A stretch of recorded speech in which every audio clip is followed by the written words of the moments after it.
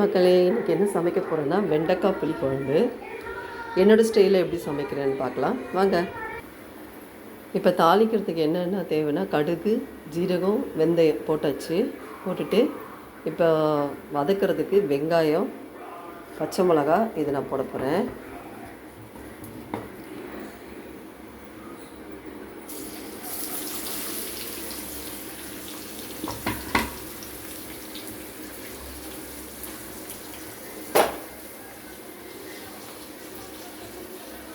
நல்லா வதக்கிட்டு காட்டுறேன் பாருங்கள். எண்ணெயில் நல்லா வெங்காயம், இஞ்சி கொஞ்சம் பேஸ்ட்டு போட்டு உப்பு போட்டு கொஞ்சம் நேரம் ஒரு 10 நிமிஷம் அப்படியே கொஞ்சம் அனலில் வச்சு நல்லா வதங்க விடுங்க.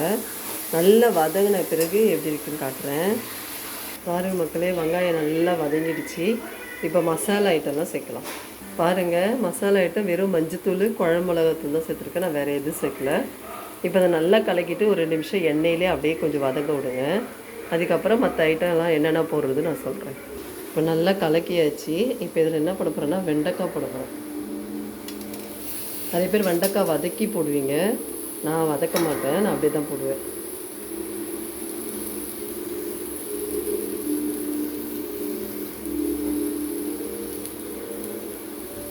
இப்போ நல்லா கலக்கிட்டு ஒரு 5 நிமிஷம் எண்ணெயிலே அப்படியே கொஞ்சம் வேக விடுங்க, சரிங்களா? அப்படியே எண்ணெயிலே அப்படியே ஒரு 5 நிமிஷம் எல்லாத்தையும் சேர்த்து நல்லா வதக்கிட்டு எண்ணெயிலே 5 நிமிஷம் வேக விடுங்க. அதுக்கப்புறம் நான் என்னென்ன பண்ணுறேன்னு காட்டுறேன் பாருங்கள் மக்களே. எண்ணெயிலே ஒரு 5 நிமிஷம் விட்டுட்டேன். இப்போ வந்து அரைச்சி வச்சு தக்காளி விழுத ஊற்றிடுவேன். அரைச்சி வச்சு தக்காளி விழுத ஊற்றி நல்லா கலக்கிட்டு, நான் செல்லை வந்து கையில் பிடிச்சிட்டே செய்யறதுனால எனக்கு வாட்டம் வரும். அதனால தான் நான் உங்களுக்கு கட் பண்ணி போடுறேன். அதனால் கொஞ்சம் அட்ஜஸ்ட் பண்ணிக்கோங்க, சரிங்களா? நான் ஒரு கையிலே செல்லை பிடிச்சின்னு பண்ணுறதுனால சரியான வாட்டம் வரல. அதனால் கொஞ்சம் அட்ஜஸ்ட் பண்ணிக்கோங்க. பாருங்கள் மக்களே, எண்ணெய் கொஞ்சம் தக்காளி ஊற்றி நல்லா வதக்கிட்டேன். இது ஒரு 5 நிமிஷம் அப்படியே சிம்பிளை வச்சு கொஞ்சம் நேரம் அப்படியே வேக விடுங்க. அதுக்கப்புறம் புளி கரைசலை ஊற்றிக்கலாம். அப்படியே நல்லா வதங்கி எண்ணெய் பிரிஞ்சு மேலே வந்துடுச்சிங்களா? இப்போ வந்து என்ன பண்ண போகிறோன்னா புளி கரைசல் ஊற்றிட்டு நமக்கு தேவையான அளவு தண்ணி ஊற்றி கொதிக்க வச்சிட்டிங்கன்னா என்னோடய ஸ்டைலில் புளிக்குழம்பு ரெடி. உங்களுக்கு பிடிச்சிருந்தால் லைக் பண்ணுங்கள். ஆக்சுவலி இது வந்து நான் வந்து 2 வேலைக்கு சேர்த்து தான் பண்ணுவேன். நான் எப்போவுமே ஒரே வேலையெல்லாம் குழம்பு செய்ய மாட்டேன். இப்போ மதியானத்துக்கும் நைட்டுக்கும் சேர்த்து பண்ணுறதுனால நைட்டில் டிஃபன் பண்ணால் அதுக்கு யூஸ் ஆகிடும். நைட்டுக்கு நான் சட்னிலாம் அரைக்க மாட்டேன். அது 2 வேலைக்கு சேர்த்து கரெக்டாக பண்ணிவிடுவேன். எனக்கு ஒரு வேலை மிச்சமாகும். அதனால தான் நீங்களும் இதேமாதிரி ட்ரை பண்ணி பாருங்கள் மக்களே. இப்போ நான் குழம்புல புளி ஊற்றி எனக்கு தேவையான அளவு தண்ணி ஊற்றிட்டேன். நல்லா கொதித்து கொஞ்சம்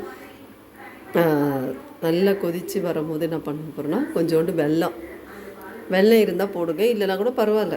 என்கிட்ட வெல்லம் இருக்குது, அதனால் நான் வெல்லம் போட்டு இறக்கிட்டு நம்ம சாதத்தோடு சாப்பிட்டா செம்ம டேஸ்ட்டாக இருக்கும். நான் எந்த குழம்பு செஞ்சாலும் 2 வேலைக்கு சேர்த்து தான் பண்ணுவேன்.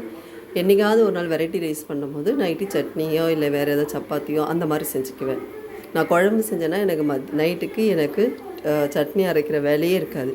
இந்த குழம்பே எங்களுக்கு டிஃபனுக்கு யூஸ் ஆகிடும். இப்போ ஃபைனல் லுக்கு நான் உங்களுக்கு காமிக்கிறேன் பாருங்கள் மக்களே. என்னோடய ஸ்டைலாக புளிக்குழம்பு, வெண்டைக்காய் புளிக்குழம்பு ரெடி ஆகிடுச்சு.